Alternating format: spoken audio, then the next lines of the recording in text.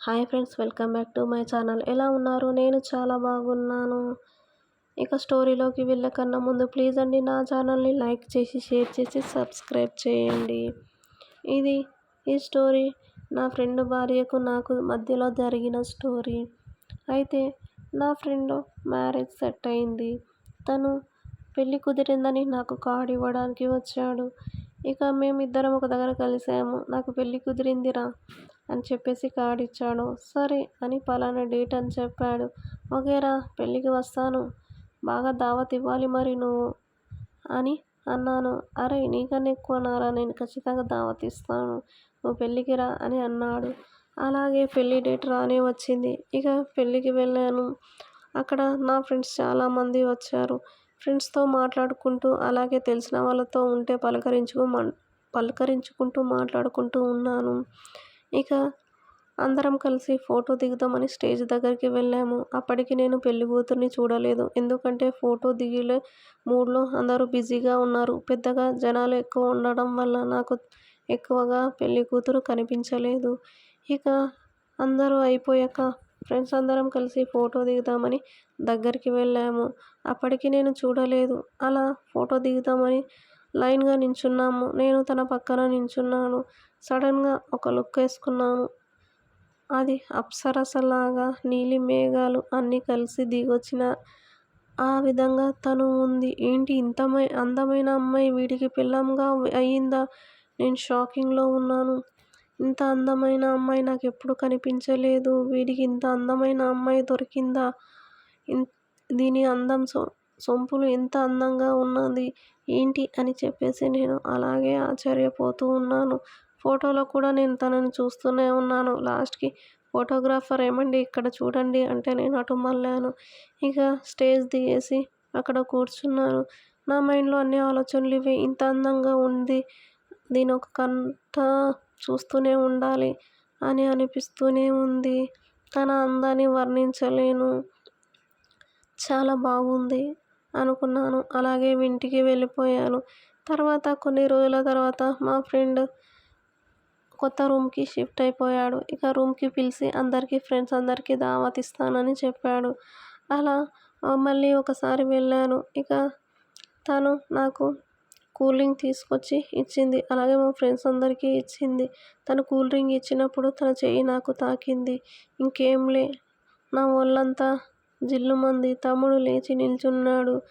ఏంటి, తను చూస్తే అంత అందంగా ఉంది, తన చెయ్యి తాకితేనే ఈ విధంగా ఉంది అంటే తనని ఆ రకంగా కలిస్తే ఇంకా స్వర్గంలో తేలిపోవాల్సిందే అని అనుకున్నాను. ఇంకా వెళ్ళిపోయాను. మళ్ళీ అవే ఆలోచనలు. తనే గుర్తుకొస్తుంది. ఏం చేయాలో అర్థం కావట్లేదు. మళ్ళీ వాడు దేనికైనా నన్ను పిలిచింటే చాలా బాగుండు అని రోజు అదే ఆలోచనలతోనే ఉండేవాడిని. అలా ఒకరోజు వాడు కాల్ చేసి, అరే నేను వేరే ఊరు వెళ్తున్నాను, నేను ఇక్కడ బస్ స్టాప్లో ఉన్నాను. ఇక ఇంటికి బస్ స్టాప్కి చాలా దూరం ఉంది.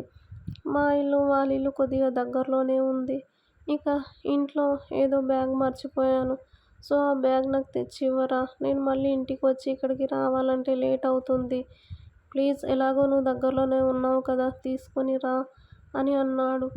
అలాగే మంచి ఛాన్స్ దొరికిందని నేను ఇంటికి వెళ్ళాను. అలా వాళ్ళ భార్యతో బ్యాగ్ తీసుకున్నాను. తనను చూస్తే ఏవేవో ఆలోచనలు వచ్చాయి.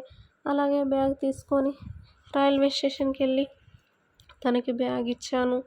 ఏంట్రా ఎక్కడికి వెళ్తున్నావు అని అడిగాను. లేదురా, ఇలా ఆఫీస్ పని పైన నేను బయటికి వెళ్తున్నాను అని అన్నాడు. ఎప్పుడు వస్తావు మళ్ళీ అంటే వారం వరకు రానురా. అలాగే నా భార్య ఒక్కతే ఉంటుంది. వాళ్ళ ఊరు వెళ్ళమంటే ఊరు వెళ్ళడానికి చాలా దూరం. తను ఒంటరిగా వెళ్ళనని చెప్పేసింది. తను ఒంటరిగా ఇంట్లోనే ఉంటాను అని చెప్పేసింది. ఆల్రెడీ ఒక వారం ముందే వెళ్ళేసి వచ్చింది కదా, మళ్ళీ వెళ్ళామంటే తను వెళ్ళడానికి సిద్ధంగా లేదు. ఒక కన్నేసి చూసుకుంటూ ఉండురా, తను ఒంటరిగా ఉంటుంది, అప్పుడప్పుడు వెళ్తూ తనని పలకరిస్తూ ఉండురా అని వాడు నాకు చెప్పాడు. ఇక ఇంతకన్నా మంచి ఛాన్స్ నాకేముంటుంది చెప్పండి. సరేరా, నేను చూసుకుంటాలే, నేను పలకరిస్తూ ఉంటాలే, నువ్వేం వర్రీ అవ్వకు, నువ్వు జాగ్రత్తగా వెళ్ళిరా అని వాడికి చెప్పాను. ఇక అలాగే అని వాడు వెళ్ళిపోయాడు. ఇంకా ఇదే మంచి ఛాన్స్ అని అట్టుంచలట్టు స్ట్రెయిట్‌గా ఇంటికి వెళ్ళాను. వెళ్ళి తనకి ఏవో ఫ్రూట్స్ తీసుకొని వెళ్ళాను. ఏవండీ మీ వారు చెప్పారు మిమ్మల్ని జాగ్రత్తగా చూసుకోమని. అప్పుడప్పుడు వెళ్ళి కూడా రమ్మన్నారు. అలాగే మీకోసం ఫ్రూట్స్ తీసుకొచ్చాను. తీసుకోండి అని తనకి ఫ్రూట్స్ ఇచ్చాను. థాంక్స్ అండి నాకు థాంక్స్ చెప్పేసి తను ఫ్రూట్స్ తీసుకుంది. అలాగే రండి కూర్చోండి కాఫీ తాగుదురు అని నన్ను లోపలికి పిలిచింది. ఇక నా మనసులో ఎంతో సంతోషం వేసింది. తనని అలా అందాన్ని చూస్తుంటూ కాసేపు ఉండొచ్చని లోపలికి వెళ్ళి కూర్చున్నాను. ఇక తను కాఫీ తీసుకొని వచ్చింది. అలాగే తను కూడా కాఫీ ఇద్దరము తాగాము కాఫీ.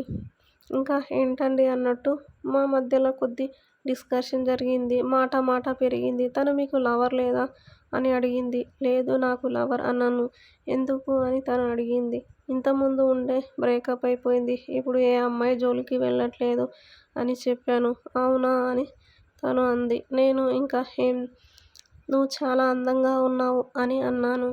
తను థాంక్స్ అండి అని అంది. కానీ తను కొద్దిగా అమాయకురాలే.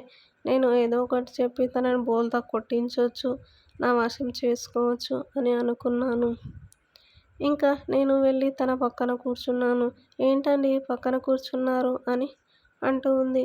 లేదు నాకు మీరు చాలా నచ్చారు. అందుకే పక్కన కూర్చున్నాను అన్నాను. అలా వద్దండి మీరు కొద్దిగా దూరం వెళ్ళండి అని నన్ను అంటుంది. లేదు నేను ఇంకా దగ్గరగా వస్తాను అని తనని హగ్ చేసుకున్నాను. తాను మాత్రం అలాగే స్టన్ అయిపోయి ఉంది. ఏంటండి వదలండి ఎవరైనా చూస్తే బాగుండదు. మీ ఫ్రెండ్ భార్యని ఇలా పట్టుకుంటారా ఎవరైనా అని అంటోంది. లేదు ఏమవుతుంది ఫ్రెండ్ ఉంటే ఫ్రెండ్ ముందు భార్యను పట్టుకుంటే తప్పు. ఫ్రెండ్ లేడు కదా. ఫ్రెండ్ లేనప్పుడు ఫ్రెండ్ భార్యను పట్టుకోవచ్చు. తప్పేం లేదు అని అన్నాను. తాను కొద్దిగా లోపల నవ్వుకుంటూ వదలండి అని అంటుంది. కానీ నేను వదలను అని అలాగే గట్టిగా పట్టుకున్నాను. ఇక తనకి వదలండి ప్లీజ్ అంటూ ఉంటే అలాగే లిప్ టు కిస్ ఇచ్చాను. ఇంకా తను అలాగే ఆగిపోయింది. నా కిస్‌కి తను ఫిదా అయిపోయింది. తను వద్దు అనలేక, అలాగే కావాలి అనలేక, ఏమనలేక అలాగే అయోమయంలో ఉండిపోయింది. ఇంకా నేను అన్ని పనులు కానిస్తూనే ఉన్నాను. తను ఏం చెప్పలేక నేను చేసే పనిని మొత్తం తను చేయించుకుంటూ ఉంది. వద్దు వద్దు అంటూనే నాతో అన్ని పనులు చేయించుకుంటుంది. నేనేం చేసినా తను ఇష్టంగానే ఉంది అని నాకు అనిపించింది. ఇంకాస్త రెచ్చిపోయాను. తను నన్ను ఆపకపోవడంతో నేను ఆగలేక ఇంకా ఆ పని పూర్తిగా చేసేశాను. ఇంకా లాస్ట్‌కి తను నాకు థాంక్స్ చెప్పింది. థాంక్స్ నన్ను చాలా తృప్తిపరిచావు అని సిగ్గుపడుతూ చెప్పింది. ఇంకా సరే మనకి టైం కుదిరినప్పుడు ఖచ్చితంగా మనం కలుద్దాము. నాకు ఛాన్స్ మళ్ళీ ఇస్తావు కదా అని నేను అడిగాను. తను తప్పకుండా ఇస్తాను. మా వారు లేనప్పుడు ఖచ్చితంగా పిలుస్తాను అంటూ నా నంబర్ తీసుకొని అప్పటినుండి మేము కాల్స్ మాట్లాడుకోవడం, అలాగే వీలున్నప్పుడు కలవడం చేశాము. మేమెప్పుడు కలిసినా అదొక స్వర్గం లాగానే ఉంది. ఇంకా వాళ్ళ ఆయనతో నా ఫ్రెండ్షిప్ ఇంకా చాలా ఎక్కువయ్యింది. ఇంకా తను ప్రతిదానికి వాడు నన్ను పిలవడం స్టార్ట్ చేశాడు. ఇంకా అలా అదే చనువుతో చాలా క్లోజ్ అయిపోయాను వాళ్ళ భార్యతో. ఇది ఫ్రెండ్స్ స్టోరీ. ఈ స్టోరీ మీకు నచ్చినట్టయితే ప్లీజ్ అండి నా ఛానల్ని లైక్ చేసి, షేర్ చేసి, సబ్స్క్రైబ్ చేయండి.